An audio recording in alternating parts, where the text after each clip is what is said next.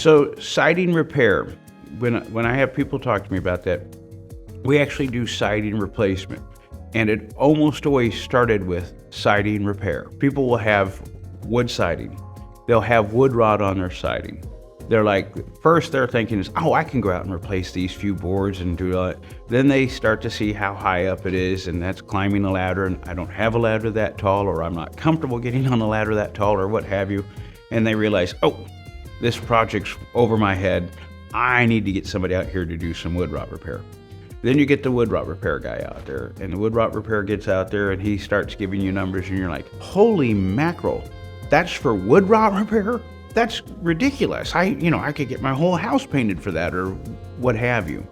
And so what happens is most people find out that wood rot repair, if you do it properly, is such a significant cost that you might as well just spend a little more and do the siding. There's cases where they have very minor wood rot repair. Well, certainly just do the wood rot repair. You don't have to buy a house full of siding for something like that. But when you're looking at a house that's 20, 30 years old, weathered, exposed to the elements and all that stuff, and you start to look at the engineered wood siding, and it's got delamination happening where the siding's coming apart. It's all rotted across the bottom because that's where the moisture absorbs and it begins to perforate, and you've got bows or bubbles in the siding because it's warped from the sun, or again, moisture and stuff like that. That's all, where it needs siding repair. And when you're talking about doing that, you're basically talking about tearing off all the wood on the outside of your house and residing it. And if you go back with wood siding again, you're putting the very same stuff on that you just tore off.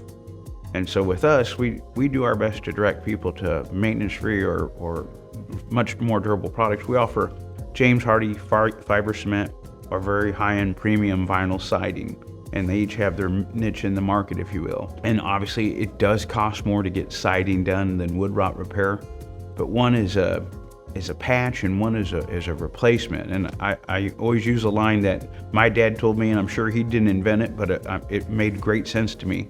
When I was a kid and I had my first car and I was broke as a joke, one of my tires went bad, and I went in and I was gonna get it patched. And my dad's like, "You are patching a bad tire." And I'm like, "Well, it's got a leak." And he goes, "Yeah," but he goes, "The patch will be the best thing on that tire, and it barely qualified as a tire. You need to get new tires." I was like, "Well, I don't want to spend the money. I've got all these other things I want to do." And he's like, "Yeah, but if you patch this, and then in 2 weeks, the rest of the tire goes bad where the belt's showing and all that, and you have to patch that, because you're going to spend more on patches than you will on tires."